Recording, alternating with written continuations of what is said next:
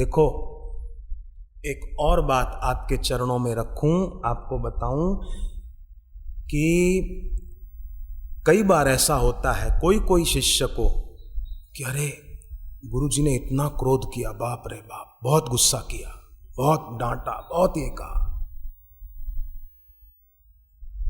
संत तुलसीदास जी ने कहा कि भगवान राम को विलाप करते हुए देखकर दो महान विभूतियों के मन में अलग अलग प्रतिक्रिया हुई। सीता जी का अपहरण हो गया ना, रावण ले गया था ना सीता जी को, तो राम जी हाय सीते कर रहे थे। तो दो महान विभूतियों को देखकर कि राम जी हाय सीते करके रो रहे हैं, तो दो महान विभूतियों के मन में राम जी को रोता हुआ देखकर अलग अलग प्रतिक्रिया हुई। एक तो नारद जी और एक भगवान शिव जी। नारद जी ने जब राम जी को देखा तो देखते ही नारद जी के मन में क्या विचार आया, तुलसीदास जी ने लिखा है, विरहवंत भगवंत ही देखी।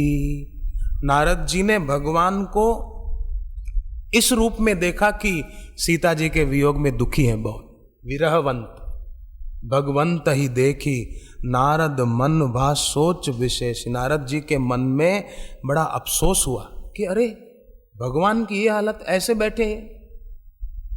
मोर साप करी अंगीकारा, सहत राम नाना दुख भारा। मैंने श्राप दिया था, इसलिए राम जी दुख भोग रहे हैं। ऐसा नारद जी के मन में हुआ। परंतु भगवान शिव जी ने जब राम जी को सीता जी के वियोग में विलाप करते हुए देखा तो शिव जी के मन में क्या हुआ? शिव जी के मन में भाव आया और शिव जी ने दो हाथ जोड़ दिए और क्या बोला शिव जी ने? जय सच्चिदानंद जग पावन, जय सच्चिदानंद जग पावन। हे जगत को पावन करने वाले, अस कही चले उ मनोज नशावन, आपकी जय हो, ऐसा शिव जी ने कहा। और नारद जी सोच रहे हैं कि पत्नी के वियोग में दुखी है। राम जी वही के वही, पर शिव जी क्या सोच रहे हैं? जय सच्चिदानंद जग पावन, हे जगत को पावन करने वाले, आपके चरणों में मेरा प्रणाम है, आपकी जय हो। अस कही, ऐसा कह के चले उ मनोज नशावन। कामदेव को तीसरा नेत्र खोलकर जलाकर मार देने वाले शिव जी पत्नी के वियोग में घूमते हुए राम जी को जय सच्चिदानंद जग पावन कह के प्रणाम करते। और नारद जी देखते अरे पत्नी के वियोग में बड़े दुखी, क्योंकि खुद को दुख हुआ था। विश्व मोहिनी से शादी नहीं हुई ना, तो दुख हुआ था, मेरी शादी नहीं हुई।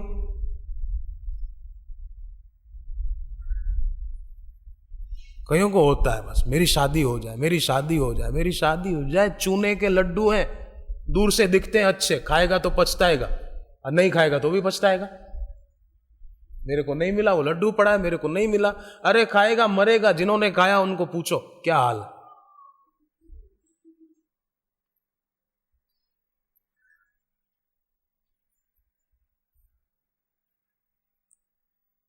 हनुमान जी को, बच्चे सुनना ध्यान से, हनुमान जी को उनकी मां ने कहा कि हम तुम्हारी शादी कराना चाहते हैं, तैयारी करो। हनुमान जी ने कहा क्यों मेरी शादी के पीछे पड़ी हो मां?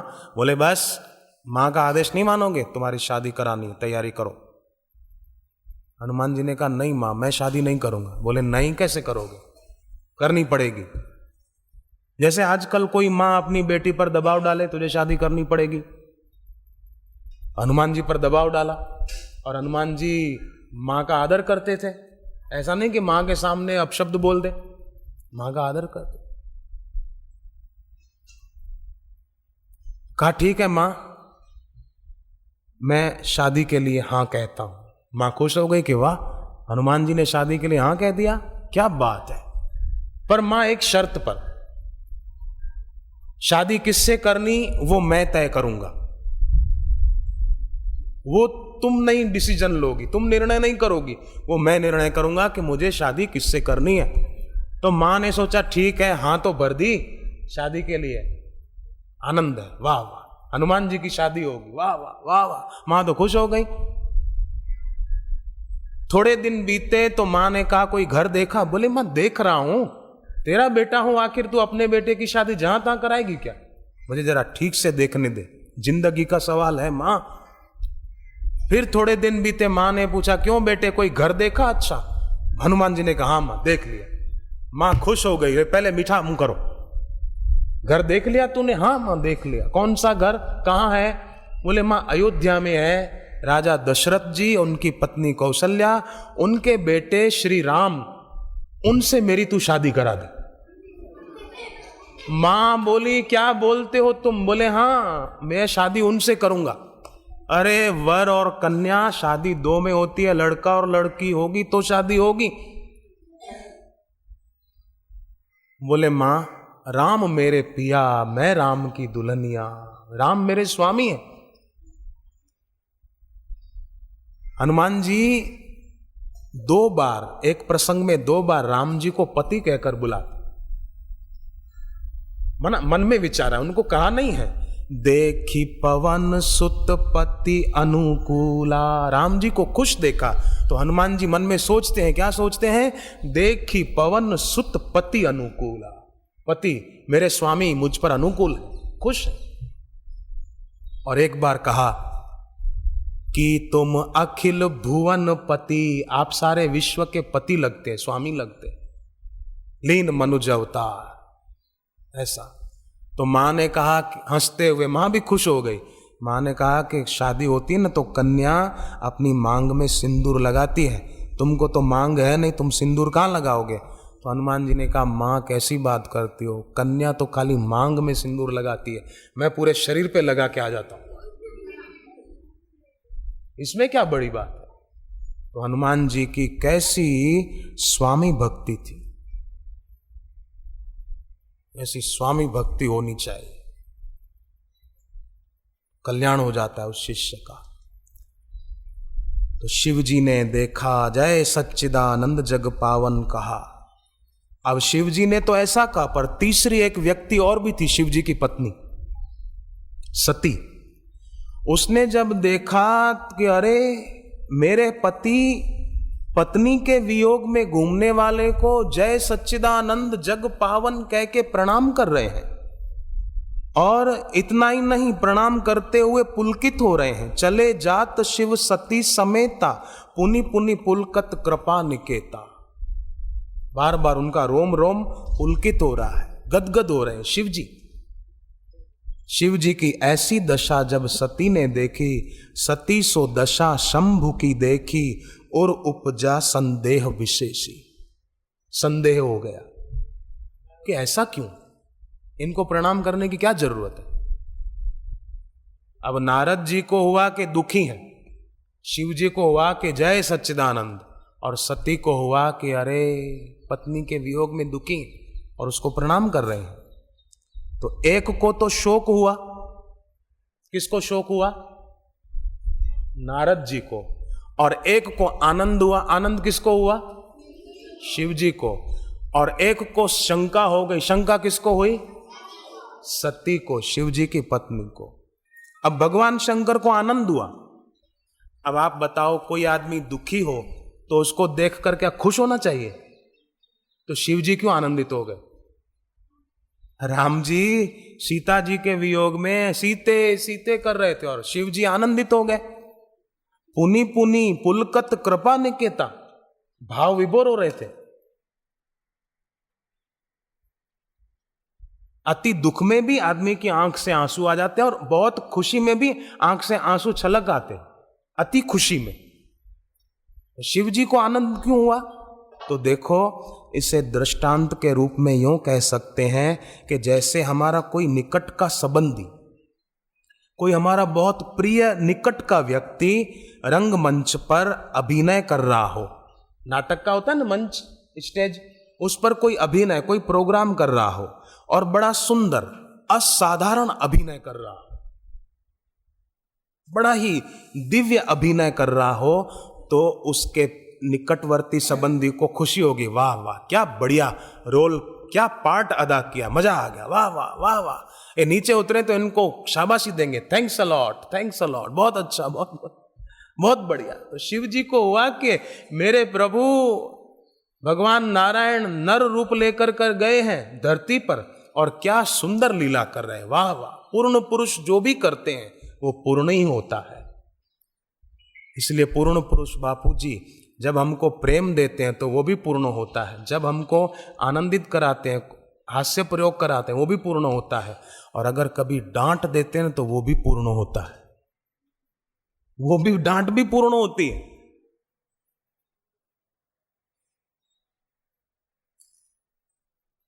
तो शिव जी राम जी का अभिनय देखकर कहते हैं कि वाह प्रभु आपने क्या सुंदर अभिनय किया है। भगवान राम पंचवटी में सीता जी के कहने पर स्वर्ण मृग कौन बनकर आया था बच्चों? मारीच। मारीच स्वर्ण मृग बनकर आया था, सोने का हिरण बनकर आया था ना। तो सीता जी ने कहा मेरे को वो चाहिए, ला कर दो। तो राम जी उसके पीछे भागे, है ना। ये दृश्य दो लोगों ने देखा कि राम जी भाग रहे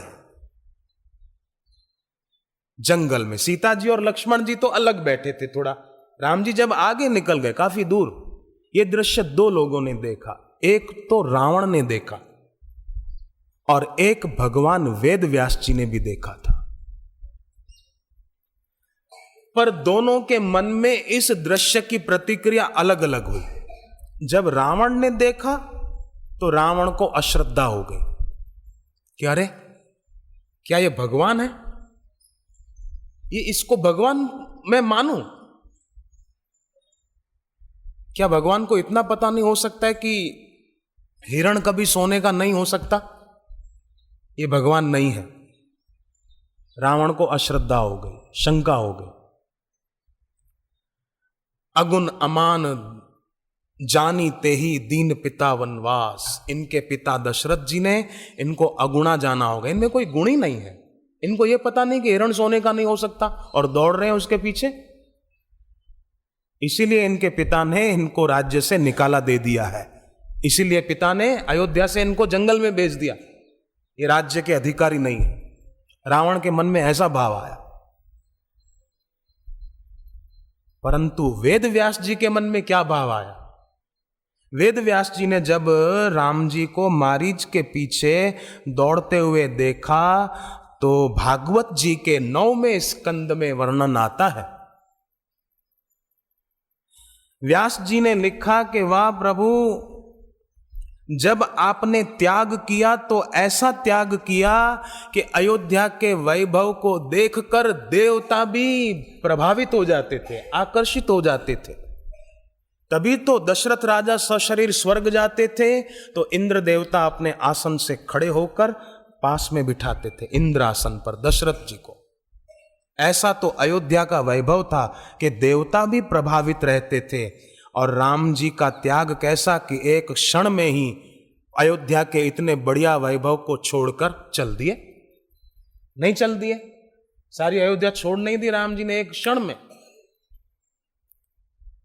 त्याग भी पूर्ण दिखाया राम जी ने और राग भी पूर्ण दिखाया। पत्नी ने कहा मुझे वो चाहिए तो बस ठीक है, तुझे चाहिए मैं ला देता हूं।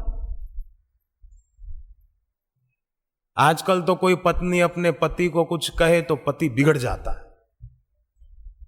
ऐसा क्यों, ये क्यों, वो क्यों। पत्नी बेचारी सत्संग में आना चाहती हो तो उसको बोले क्या जाना है, अभी तो गए थे, महीना पहले तो गए थे।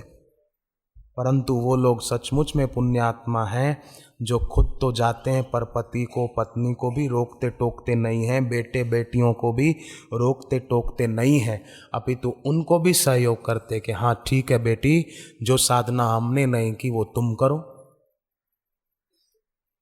बेटे बेटी साधना करेंगे तो माँ बाप को भी पुण्य होगा, नहीं होगा? बच्चे गुरुकुल में रहते हैं, पढ़ते हैं, सुबह 4 बजे उठ जाते हैं ना, 4 बजे उठ जाते हैं, नहा धोकर फिर प्रभात फेरी में जाते हैं। तो आप सोचो कि आपके माता पिता को भी इससे कितना पुण्य होता होगा। जब भगवान ने नरसिंह अवतार लेकर हिरण्याकश्यपु को मार दिया, पता है ना, तो प्रहलाद ने भगवान को हाथ जोड़े और कहा कि भगवान कैसे भी थे ये मेरे पिताजी थे, आप इनकी सद्गति कर दो ना। तब भगवान ने कहा कि प्रहलाद तुम कैसी बात करते हो, जो बेटा भक्ति करता है वो अपनी 21 पीढ़ियों को तार देता है। तो ये बेटे यहाँ भक्ति करते हैं, पढ़ाई भी करते हैं, पूजा भी करते हैं, तो आप सोचो आप कितना बड़ा काम कर रहे हैं। बड़े जो नहीं कर पाए वो बच्चे करके दिखा रहे हैं, गुरुकुल में रहकर अपने 21 कुल को तार रहे हैं। जिनके माँ बाप भी बुद्धिमान है कि बच्चों को गुरुकुल में रखा, और बच्चे भी कितने पुण्य आत्मा है, समझदार हैं कि रहते हैं बड़ी खुशी से। आपको कोई तकलीफ है क्या? इधर आनंद आ रहा है ना?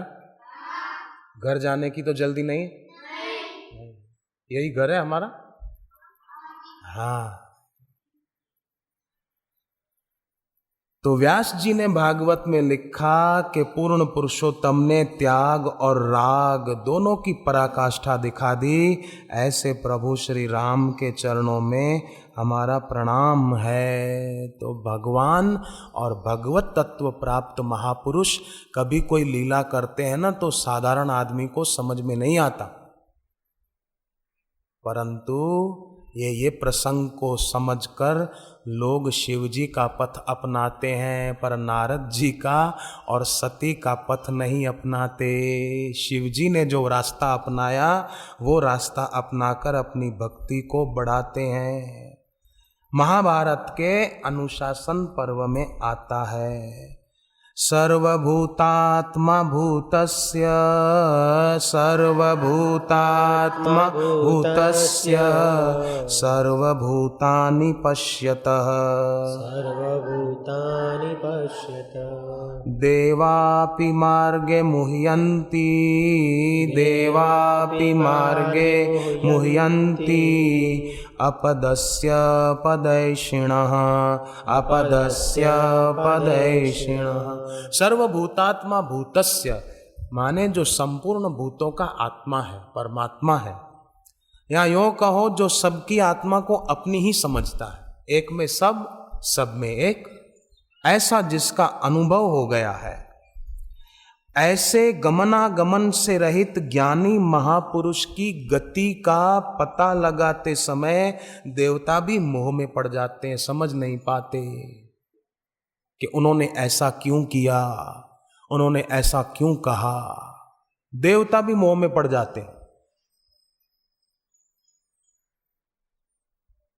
कई बार गुरुदेव सत्संग में कोई बात कहते हैं ना, तो मूढ़ लोग कई ऐसे होते हैं, वो सोचते हैं कि बस अमुक के लिए ही कह रहे हैं, उसके लिए कह रहे हैं, उसके लिए कह रहे हैं, अमुक के लिए कह रहे हैं। अरे तुम्हारे लिए, मेरे लिए, हमारे लिए कह रहे हैं, हम सबके लिए कह रहे हैं। क्या हम पार हो गए? क्या हम लोगों को साक्षात्कार हो गया जो हम सोचें कि उसके लिए कह रहे हैं, उसके लिए कह रहे हैं, उसके लिए कह रहे हैं? नहीं, सत्संग सुनकर देखें कि बस मेरे में दोष है, मैं दोष दूर कर दूं। एक महाराज ने रामायण पर प्रवचन किया।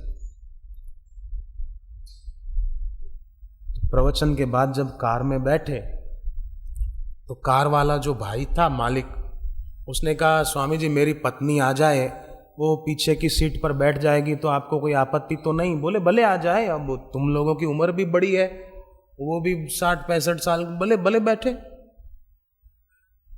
वो माई आए, इतने में वो कार वाले सेठ ने महाराज जी को कहा कि महाराज जी आज आपने जो मंत्रा की बात बताई ना कथा में, वो बराबर मेरी पत्नी पर लागू पड़ती है, वो है ही ऐसी। बहुत अच्छा किया आपने बताया। इतने में वो माई आ गई, पीछे की सीट पर बैठी, कार चली, घर पहुंचे, सेठ पहले उतर गए। तो सेठानी ने महाराज जी को कहा महाराज जी मुझे एक बात कहनी है। क्या? बोले महाराज जी आज जो आपने कुंभकर्ण की बात बताई वो बराबर इन पर लागू पड़ती। तब महाराज जी ने उसके पति को बुलाया कि भाई जरा इधर आना। मैंने कथा में राम और रावण की लड़ाई की बात तो बताई कई बार और शास्त्र में पढ़ी भी है, परंतु कुंभकर्ण और मंथरा की लड़ाई पहली बार देखी। वो कहती है कि वो कुंभकर्ण जैसे हैं और तू कहता है कि ये मंथरा जैसी है। ये कुंभकर्ण और मंथरा की लड़ाई हो गई, ये तो भाई पहली बार देखी। तो कई बार ऐसा होता है, लोग सोचते हैं कि माने हम तो पार हो गए, अमुक के लिए कह रहे हैं, और फिर अंदर अंदर चर्चा करते हैं। क्या जरूरत है? अपना दोष देखें और उसको दूर कर दें। देखो, एक बात बड़ी पते की है, सभी के चरणों में हाथ जोड़कर प्रार्थना है, कृपा करके ध्यान दीजिए। जैसा कर्ता होता है वैसे कर्म होते हैं, जैसा कर्ता होता है वैसी श्रद्धा होती है। कर्ता माने जीव स्वयं, हम स्वयं। फिर से सुन लें, आपने किसी ने ध्यान नहीं दिया हो तो मैं फिर से कहता हूं, जैसा कर्ता होता है वैसे कर्म होते हैं।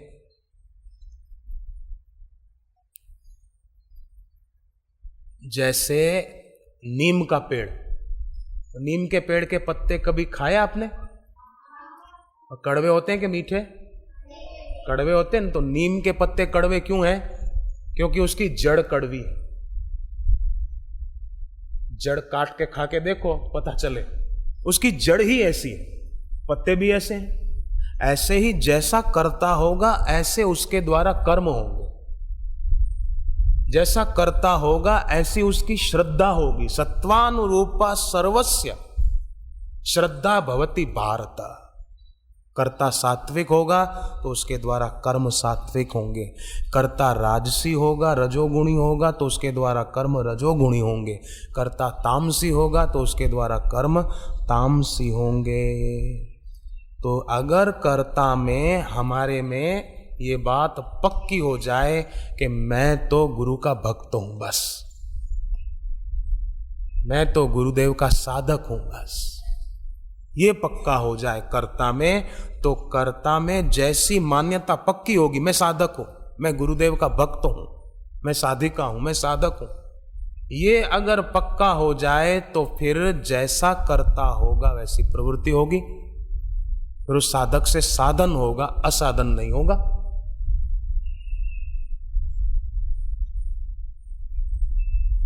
तो कर्ता सात्विक कैसे हो? कि सत्व संपन्न गुरु की खूब दिल से उपासना कर, खूब प्यार से, कभी श्रद्धा, कभी दृष्टता, संशय नहीं, नहीं, नहीं, बस केवल प्रेम, केवल श्रद्धा, केवल प्रीति।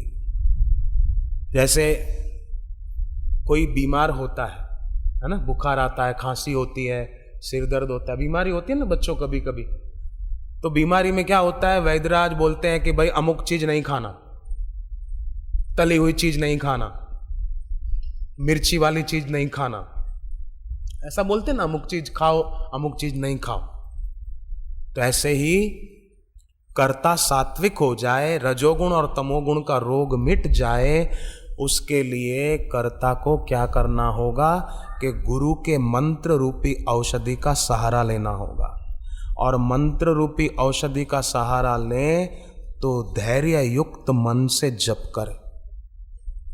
फल की बहुत आकांक्षा जल्दी मत करना कि मैंने जप किया मेरे को फल मिल जाए, नहीं नहीं। देखो, इसका फल परम फल है। जप का, ध्यान का, साधना का, गुरु की सेवा का, गुरु की भक्ति का फल परम फल है। कोई सीजनेबल फल नहीं है, कोई मौसमी फल नहीं है कि 10 दिन में, 15 दिन में या सीजन में हो जाएगा, नहीं, और अमुक समय तक रहेगा, नहीं। बोया हुआ तो कुछ दिनों में उग आता है, परंतु भैया ये परम फल है, थोड़ा समय आने दो। जैसे कच्चा फल परेशानी पैदा कर सकता है, कच्चा फल खाओ तो तकलीफ होगी, और पका हुआ फल मीठा होता है, रसप्रद होता है, शरीर को बल प्रदान करता है। ऐसे ही थोड़ा पकने दें, जल्दी न करें। मैंने जप किया, मैंने ध्यान किया, मेरे को तो कुछ नहीं मिला। कई बार कई बच्चे फेल भी हो जाते हैं, तो क्या बच्चे पढ़ना छोड़ देते हैं क्या? हाँ, किसी सब्जेक्ट में फेल हो गए तो पढ़ाई थोड़ी छोड़ देते हैं। अरे कोई बात नहीं, मैं फिर से सफल होकर दिखाऊं। कई बच्चों को परसेंटेज कम आते हैं तो क्या पढ़ना छोड़ देते हैं? नहीं, उत्साह से पढ़ते, कोई बात नहीं, मेरे 60% आए, अगले साल मैं 80% लाऊंगा, बस कुछ भी हो जाए ला के दिखाऊंगा। ठान ले तो आएंगे, क्यों नहीं आएंगे?